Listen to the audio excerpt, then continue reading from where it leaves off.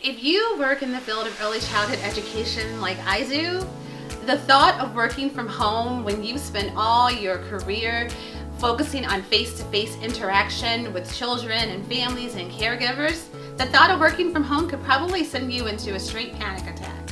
So in this video, I'm going to share with you my 5 tips. 1, 2, 3, 4, 5. Wait, I'm not at work. To help you keep your sanity and your sense of calm and stability during this time of uncertainty when we're home. So I'm sure when you got the message that we're supposed to work from home and they're closing our centers and childcare centers, you probably got tons of emails with information on webinars and continuing education courses and resources to bring back to your classroom when you return. But if you think about it, when those centers open at the end of this pandemic, what is the most important thing that you're going to have to bring back? It's you. It's you. All the education and resources and webinars in the world will not do you any good if you have not taken care of your own well-being, physical, mental, and emotional while you're home during this different type of situation that we've never experienced before.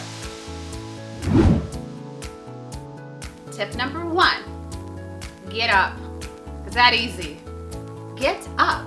One of the benefits of working from home is that you can set your own schedule.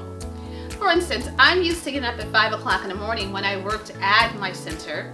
I would get up at 5 so I can get there by 7. Now that I'm working from home, I try to sleep in, so I get up maybe around 7.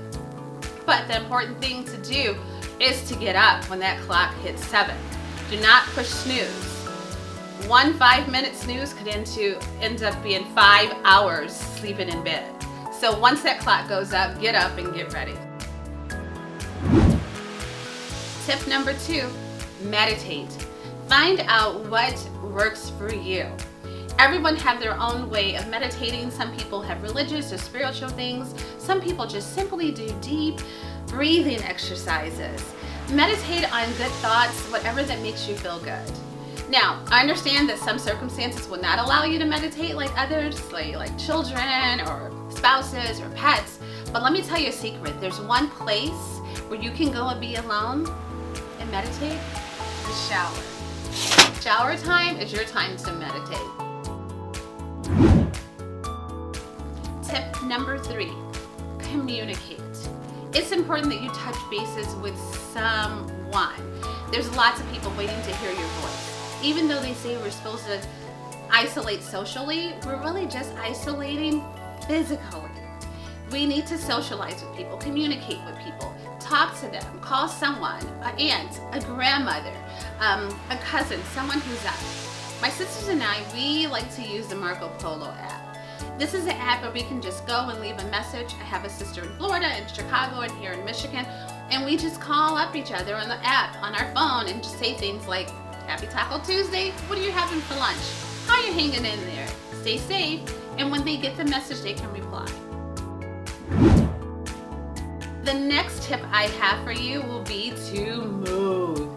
It's so important that you move when you get up in the morning. You don't have to do a full workout or go run a mile. You can do something simple as walk your dog, or I like to do these 7-minute workout exercises that I follow on this woman on YouTube. Her name is Wyndham-Reed.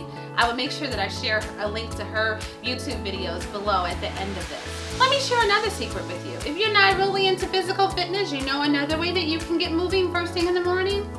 Make up your bed. The movement of your arms up and down when you're doing the blankets, or squatting when you tuck in the corners, or punching when you fluff up those pillows.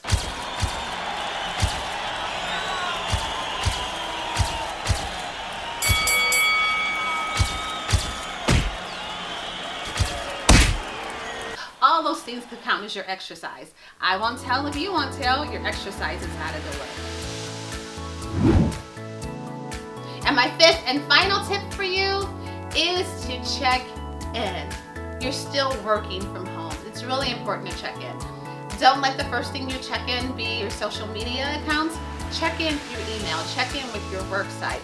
And that could be simple as sending an email because you don't know what to do because you're working from home, but just like, good morning, this is day number 4 from working from home and I'm feeling great. Or Good morning. This is day number 4 from working from home, and I'm struggling. Your boss, your director, your teammates will love to hear that information. So those are my 5 tips. I hope that you enjoyed this video. If you did and you want to hear more, be sure to subscribe and like. Also, under the description of this video, I've added a link with information from Psychology Today and National Association of Social Workers to let you know some other resources that you can use during this time. And that's all. I just want you to know that we're in this together, and I look forward to talking to you soon. Bye.